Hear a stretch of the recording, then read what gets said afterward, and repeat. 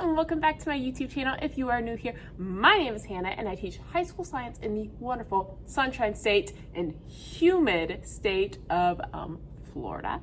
And I really wanted to make a video this week, as you can see in the title, I'm sure, all about like the useful things in my classroom that have saved my butt.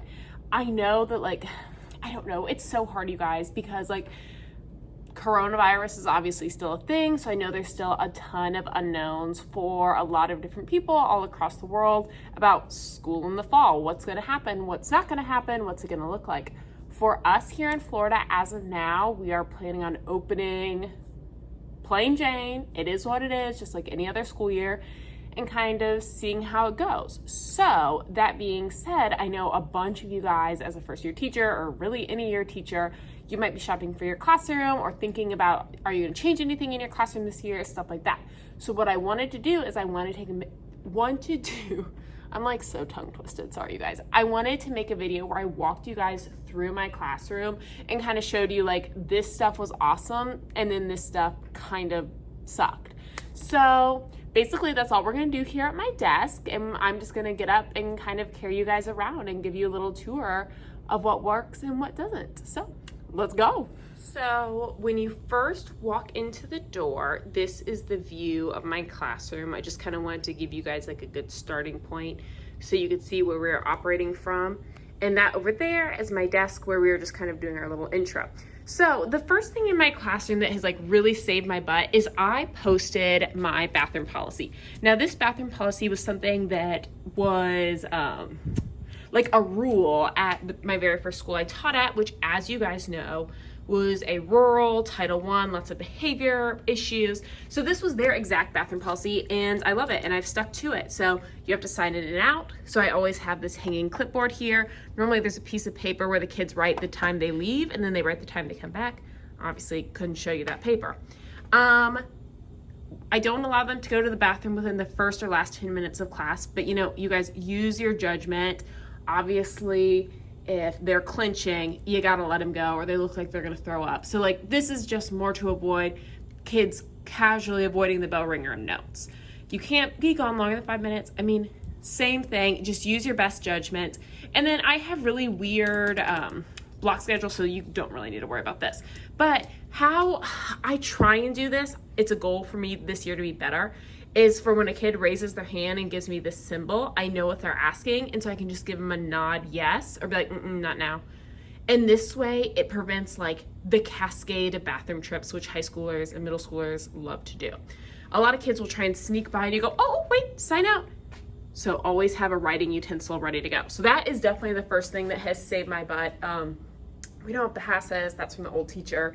So I kind of want to like paint this and just, I don't know, do something with it. So best first thing ever, posted bathroom policy along with a sign out station. And then you walk along my back wall. Oh, my beautiful view. You guys, I know I am so lucky. Now, here's the next thing it's been amazing. So it's this hanging file folder system. You can get it off Amazon, you can get it at Office Depot, wherever.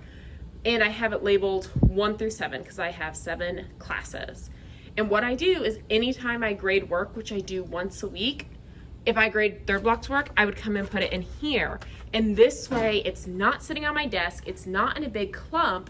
And then in third block, say, you guys, I'm literally so bad at coming up with fake names. So say Tom finishes early, say Tom finishes early, I can say, hey Tom, would you mind handing back third block's work?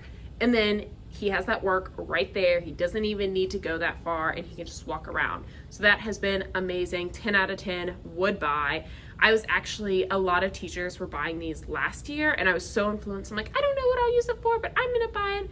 And I'm so grateful I did.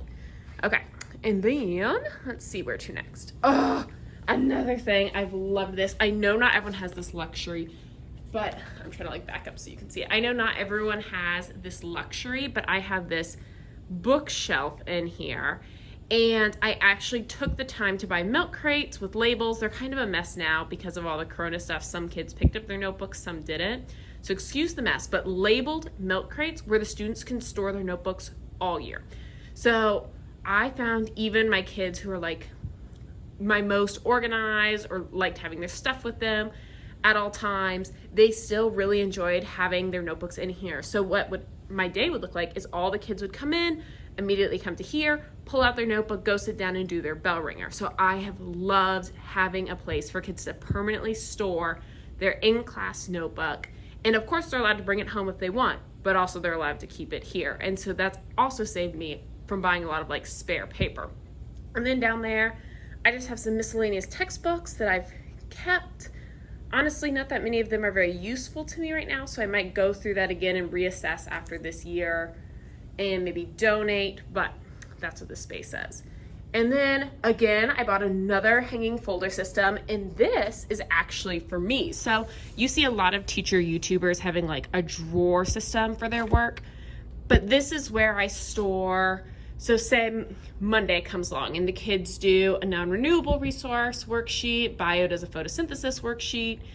I will put I'll put all my extra copies in here. So this way, if a kid is late, a kid loses them, you know, whatever, we're dealing with high schoolers here, I can automatically just say, did you check the folder? Then I don't have to go print them out something special. I don't have to take time digging through my book, whatever. And then of course I have my absent work policy right here ready to go, so they can never say you didn't tell me. And your absent work policy will probably depend on your school. And then this, you guys, I just like loved my setup of my classroom this year. I feel like I killed it. Hold on, let me make my screen bigger. There we go. So next I have my maker station, and this is probably the second most central point in my classroom. So not only do they have all of their assignments from the week or last week, whatever it is, but they also have their student calendar. So you guys might have noticed I only have one whiteboard, and then when my screen's down, most of it's covered. So there's not a good place for me to post important dates.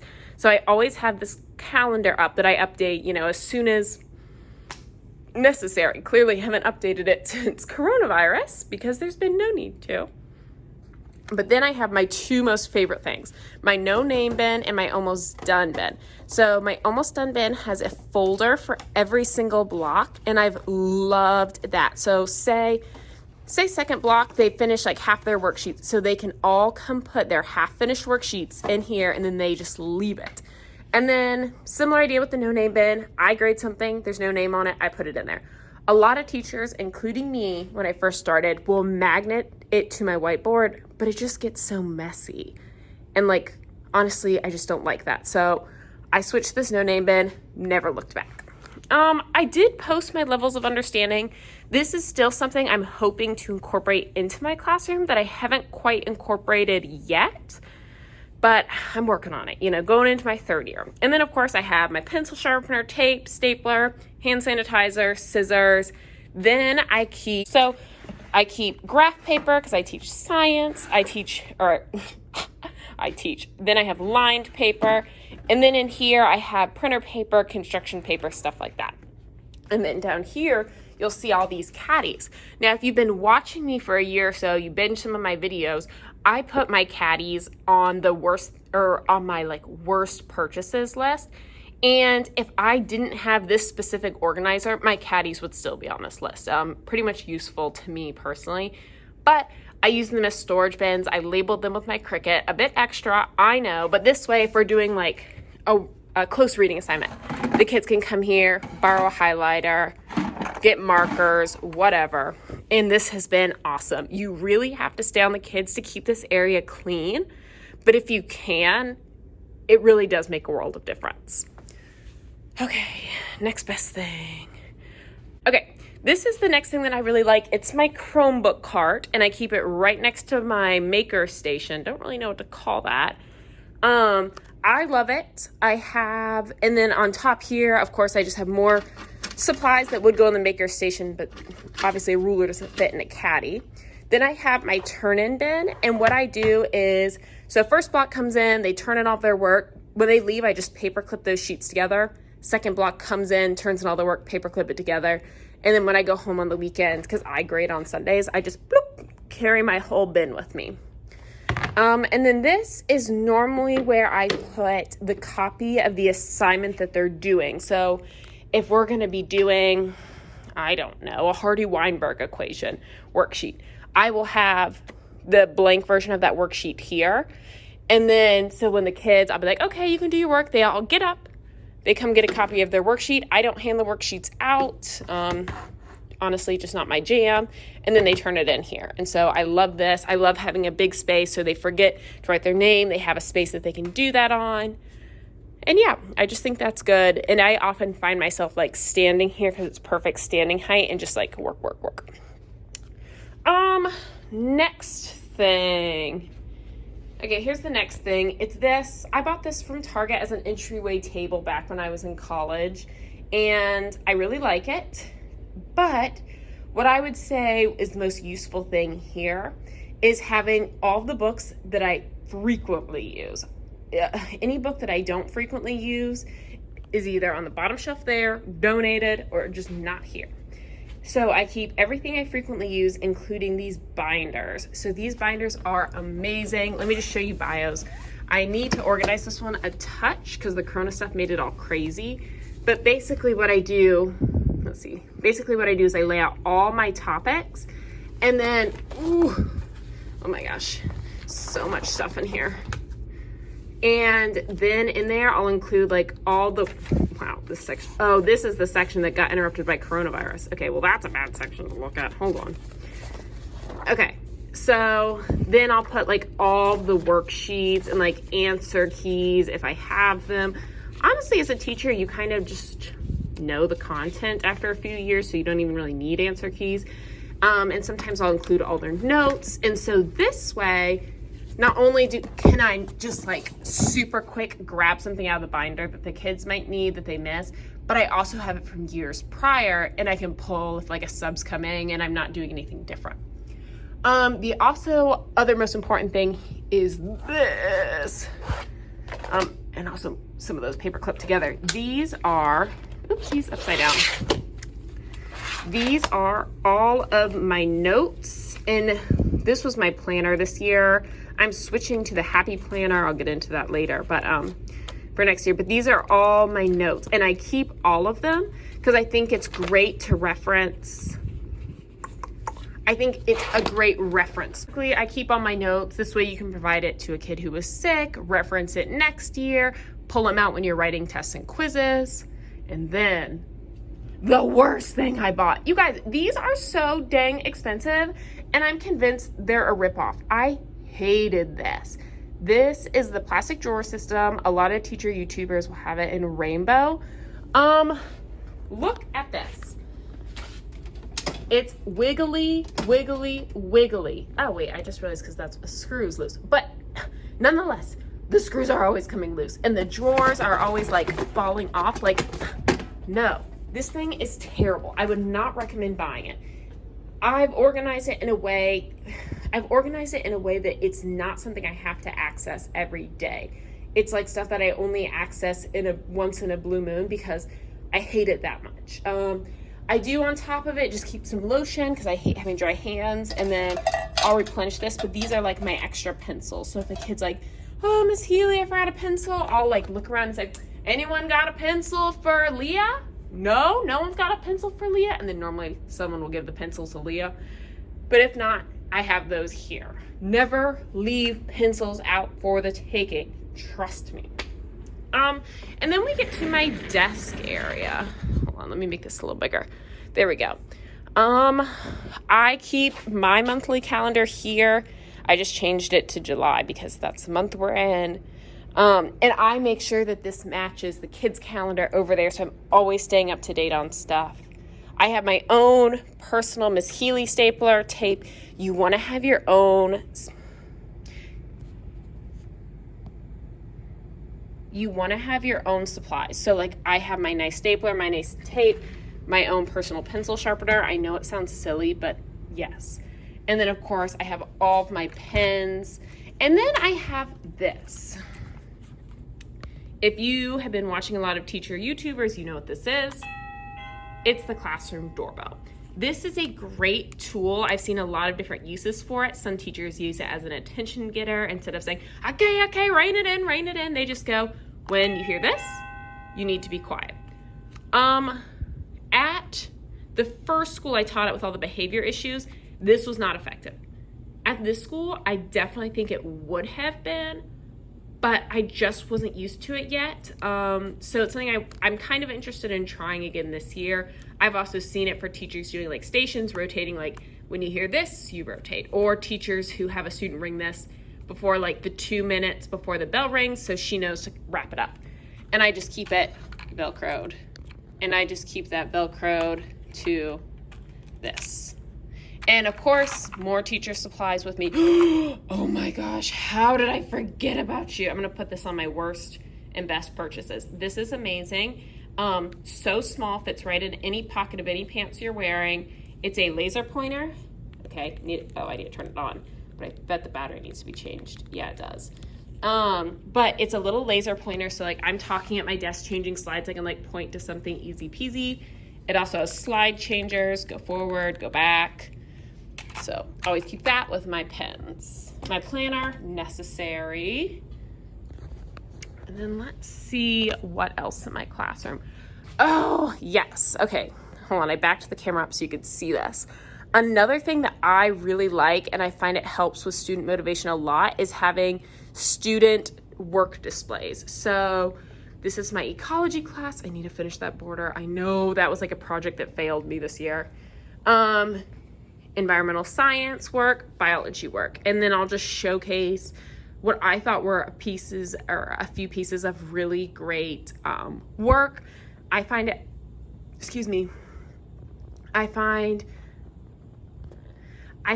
this really helps motivate kids to do a better job because they kind of want to be up here. Not all kids do, but some do.